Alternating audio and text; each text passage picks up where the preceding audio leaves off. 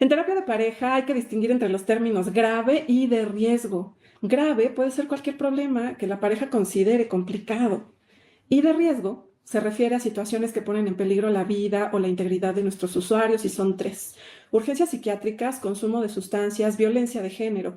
Para atender estas tres situaciones, contamos con el examen mental, los manuales DSM, CIE 11, las normas oficiales mexicanas 025, 028, 047 y, por supuesto, todos ellos deben ser referidos a las unidades especializadas. O la violencia, a una unidad especializada en violencia, las alteraciones en la sensopercepción, sobre todo cuando las personas quieren hacerse daño a sí mismas, de inmediato llamar contacto de emergencia y enviarla con un psiquiatra, y consumo de sustancias, realizar una valoración básica y enviar hacia un profesionista que tenga las herramientas especializadas para poder generar una valoración profunda y ver cuál es el tipo de tratamiento que necesitan.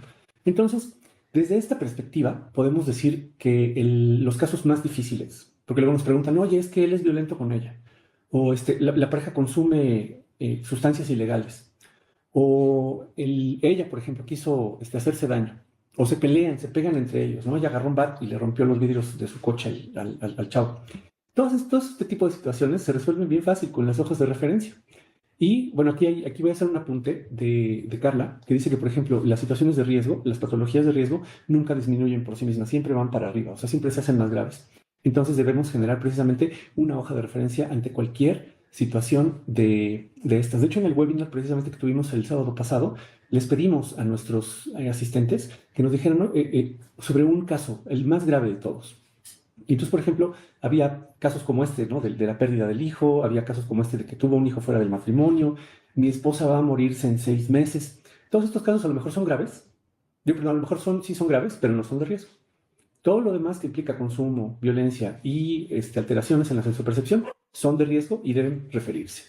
Estaríamos hablando entonces de dos diferencias importantes. La palabra grave viene de la perspectiva de los usuarios como un problema inmanejable. Y de riesgo significa un término clínico para estas tres situaciones que hemos mencionado anteriormente.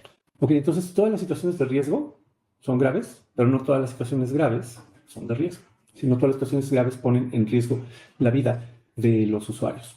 Muy bien, importantísimo hacer estas dos distinciones.